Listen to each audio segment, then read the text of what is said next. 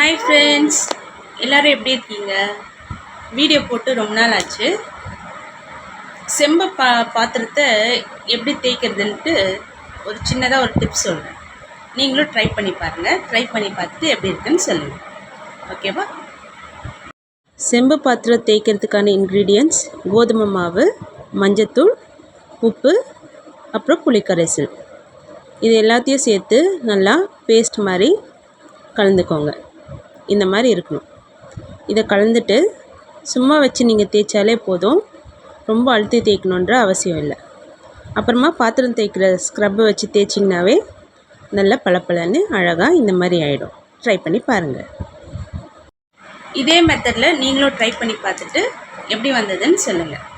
மறக்காமல் என்னோடய சேனலில் சப்ஸ்கிரைப் பண்ணிக்கோங்க. Have a good day. Bye. Ryan bye சொல்லு.